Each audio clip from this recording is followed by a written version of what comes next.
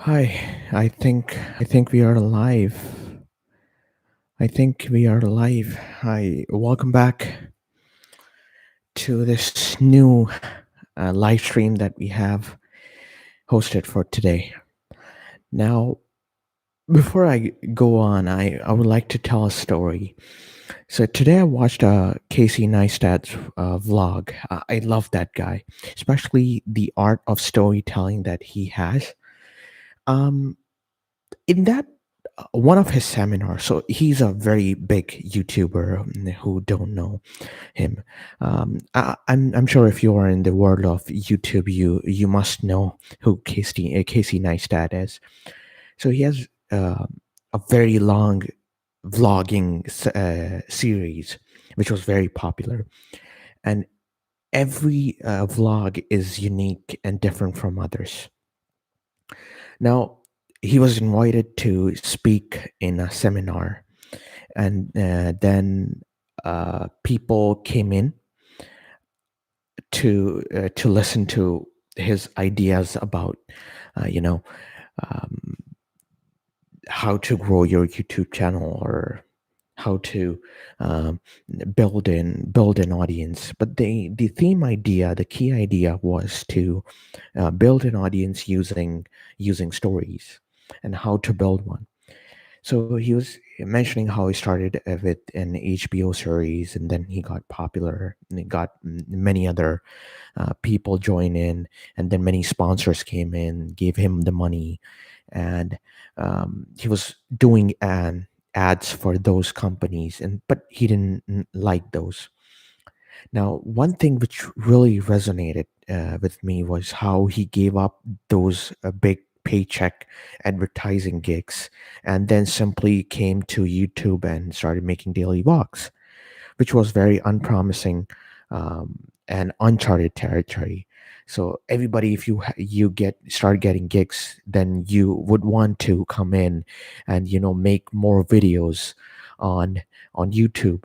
I'm sorry, you make more ads, get more money. But then, in this case, Casey Neistat simply left um, the general advertising gig and then came to YouTube.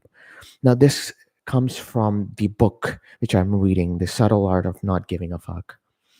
Now, this book is very unique. First of all, it is not promising anything. So it's a self-help book, but it's not motivating you at all. So the key idea is to, if you would ask me, and I will tell you in one liner what this book is about. Then this book is about um, finding happiness through suffering. So if you have something which you like, which is very hard, which most of the things are, and if you're following your passion, definitely things will be very hard. But then instead of thinking about the outcome that you are going to get, so let's say I want to start a YouTube channel, want to make this channel very big, but then instead of thinking, what if I could get the same millions of subscribers as Casey Neistat, how cool that would be. Instead of thinking that, what about um, making this video, staying up late, editing these videos? What if these things made me happy? So this was the general idea of the subtle art of not giving a fuck. There are many ideas, so I will go chapter by chapter. Go ahead and read that book. That book is very good. I'm giving you an insight, but insight is not everything. You need to connect those insights with the stories that the author is trying to communicate, and then this thing becomes very interesting. Then the book becomes more resonating with the person when they read the stories. So the first one is, the key to good life is not giving a fuck about more. It's giving a fuck about less, and giving a fuck about only what is true and immediate and important. So the the words that he's using is obviously very unpolitical in nature, and that is deliberately done to gain our attention as a reader. Nobody's using fuck or any derogatory words in his book or in his pages for that matter. But this guy actually wrote an entire book about this. Now the idea is to not give a fuck means not care about less important things and just focus on something which is very important. um, we give a lot of fuck about things that are not in our control. So when I was in college, I'm still in college, by the way. So in college, I was doing an internship, and they told me and gave me an idea of sphere of influence. So there are some things which are in your sphere of influence, and beyond that, nothing is in your control, and else is taking care of that. Now, the things you don't have your control on, you can just simply ignore those things, and instead do your best in making things you have your firm grip upon. So, for example, let's say I'm a YouTuber, right? Now, views are not in my hands. It's the algorithm. But what's in my hand? Learning to uh, put better lighting, better microphone, learning to edit more coherently throughout the video. These are in my control. And this is what I try to master. So the idea behind is to focus more on the process instead of the results, and not give a fuck about the results. Instead, enjoy the process. And the process will be more suffering, more anticlimactic, more disturbing in nature. So these processes are very cumbersome, or if you like, I'm not getting a better word for it, more challenging, if you like. Now, these challenges not only makes you grow, but they also make you understand the importance of your passion. So, for example, I'm making a video, but I don't like editing. Editing is something which I'm not very good at, but I like to talk. That's why I'm talking to you guys. Am I good? Absolutely not. That's why there is no one in this live session, right? But then this pain of waking up this late to make a video after my work is which gives me the satisfaction a lot. So when I used to brush my teeth, right, in the morning, I used to brush my teeth, and same at the same time used to read a book, but not read it, summarize it to myself. Now, this is exactly what I'm doing here. Instead, I have a camera on and I can see myself. Although I cannot see anyone else because no one is here, but still I can see myself, and I'm doing the same thing. The set, the channel has changed, the medium has changed, but the idea behind doing what I love is still there. So this was the idea behind this book. So, giving fucks about what you really care about instead of giving a fuck about anything, like who is going to be a politician. Beyond your vote, nobody cares what you think about politics, because politicians are going to do what they want to do and what their parties don't want them to do. So there is nothing in your control. Likewise, yeah, your immediate sphere of influence will be your work, your passion, your family, and your loved ones. Beyond those, nothing comes in your sphere of influence. Right. Now, this was a general idea. Let's go to chapter one. Chapter one, I will discuss in this video, and then chapter two, I will discuss in another video. Go ahead and like this, as this video or live stream will be pushed to many other people. So this book, Subtle Art of Not Giving a Fuck, is a very interesting book. Now, there is one idea which I really liked in the chapter one, which was the solution of feedback loop. So, feedback loop from hell. So, what does it mean is, okay, if I'm anxious about something, like I have to publish this video tomorrow, but I am very anxious. Instead, is the lighting good? Is the voice good? Am I speaking properly? Maybe I'm not. Most likely, I'm not. That's not the point. I have to break the feedback loop. It's called it's there is a good name for it. It's learner paralysis, or it's called analysis by paralysis. What does it mean is, um, I know something, but then I overthink it. So for example, I have a knowledge of how to edit a video, but then I can also overthink it. I will think, okay, I have these skills to make a great video, but how about I can make a video like um, a, a movie director, Oscar film? Then that's overthinking. That's not in my control, and obviously, that's not the right comparison or not right metric for a video at my level. That's not the right metric. Now that's the overthinking. I have some skills, but instead of taking some actions on those skills, I overthink and think of doing something which is not in my immediate control. So how to break, put a full stop, a period on those feedback. So he tells that to break that, there are three different rules. One of the rule that I would like to mention is not giving a fuck does not mean being indifferent. So it means being comfortable with being different. So instead of thinking that I will make a next Oscar movie, how about accepting that, okay, I'm doing, okay, so mm, let me tell you a story.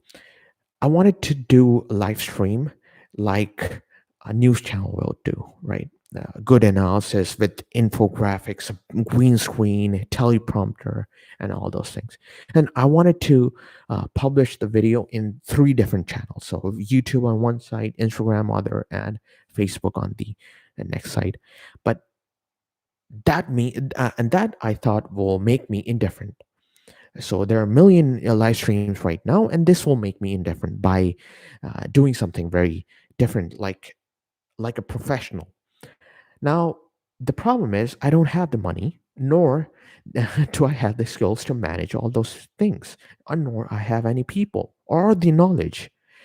In those cases, what happens is I get this feedback loop, which means I will be sad because I don't have these setups, which means I will think more. I will think, okay, you know what? I'm not going to make this video. So why bother even making one video if this video is not at that level of a news channel? And that's a feedback loop. And I will be more anxious, and but I will be more fearful that I will not make. And the next day, this idea of making the video will come again, but I won't be able to do it because I'm not ready. So I think I'm not ready, and I need to make a video like a movie star or movie.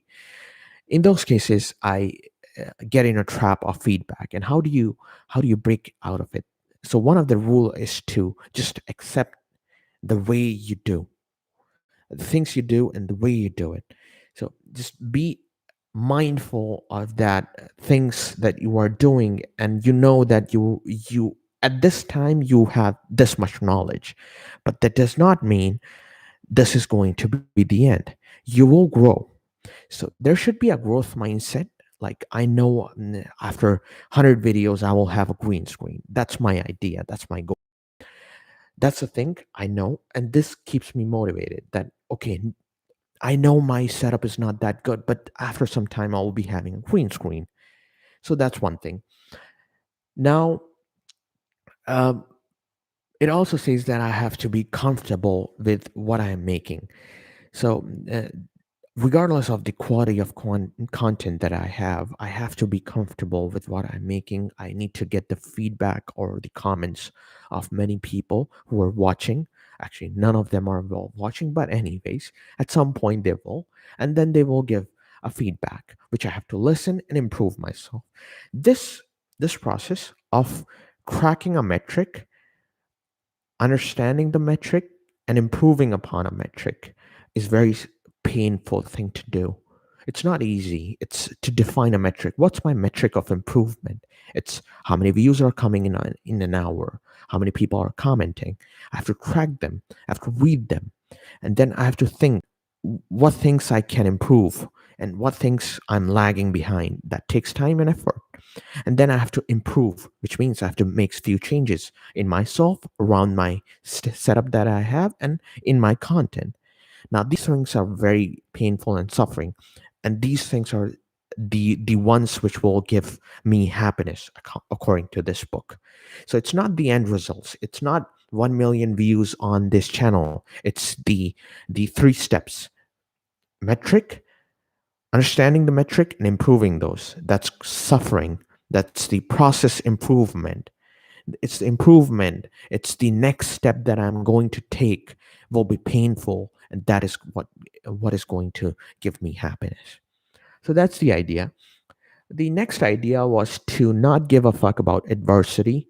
You must first give a fuck about something more important than adversity. Now, adverse situation will come. For example, why do I keep keep taking my example? Let's take someone as an example. My role model, Elon Musk. I know everybody likes Elon Musk. I've read his book by Ashley. Now that book is amazing. It's well put. The idea was he started making um, rockets, right? For SpaceX. Initially, all the rockets failed. Then he went to Russia, and then the chief engineer spat on his foot for asking him to get a hold of an ICBM. That went in vain, and he came back and started everything from scratch. Right now, I am damn sure when he was starting everything from scratch, he must have thought, "What if I fail?" Which was right. There are more chances of failing than succeeding. He said it in many interviews. Now, in those cases, when you know that adversity is right at the end of the tunnel, there's no light, there's darkness. In those cases, when you still go just for sake of finding out what's there, finding out um, what if I don't fail? What if I fail? Yeah, there's a high chance or high probability of failing. But what if? Just what if it does not fail? Then what? Then you know what? We have a SpaceX. So this is the idea. And look beyond adversity. Adversity is something which our monkey brain can easily understand.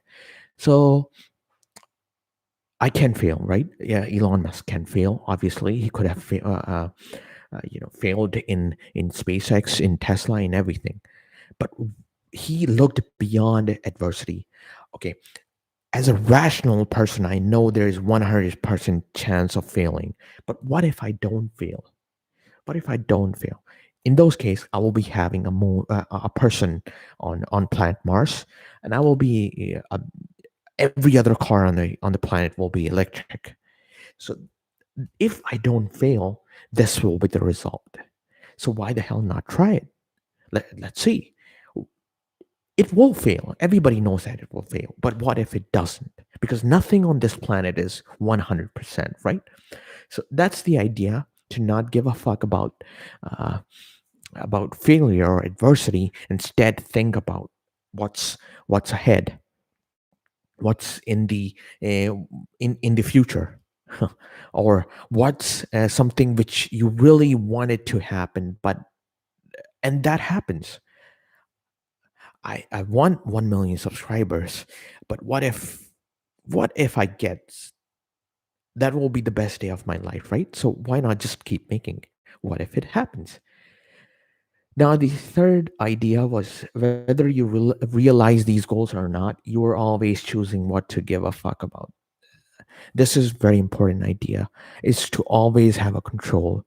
Now, if you're in a job, or you're employed somewhere, there are very little things, especially if you are in the lower level. There are very few things which you can give a fuck about, right? Which you can decide to give a fuck about. It's always someone else. Now, the idea behind this point is, um, I'm not saying jobs are bad or being employed 9 to 5 is the worst thing. It's at some point in the book they actually said that people consider jobs as mediocre, but mediocre does not mean you are a bad person, or you are mediocre does not mean you are not successful enough. So the idea here is that you become the writer of your life. You know, you have the grip of your own horse. Or let's give you a better example, you are the pilot of your plane. That's much better. So the idea is, uh, in the working hours you have from 9 to 5, there's definitely no time for you to work upon yourself, or you work upon your passions, or anything. I don't. I am a 9 to 5 guy. I have job. I don't get time. I get time after 9 p.m. until 1 a.m. I'm making videos. Now, this is the thing. In those time periods from 9 to 1, I don't give a fuck about anything else except this. And that's the thing. Doesn't matter how much time you have, you need to be in control of your time, th- for the entire period of whatever you want to do. If you want to make the best painting and you have dedicated a time, for example, in the early morning you want to paint something. Now in that period of time, you are not going to let anything dictate over your head. So you're not going to give a fuck about anything else except your painting. So this was the idea. And the entire book is extremely good.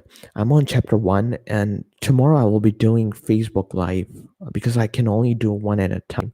So I'll be doing Facebook live um, on Facebook, and then on Instagram, and likewise. But I'll be sharing the second chapter tomorrow on Facebook. I will give you the Facebook link down below. So at the end of this session, to summarize, there are only three things. It's to accept who you are.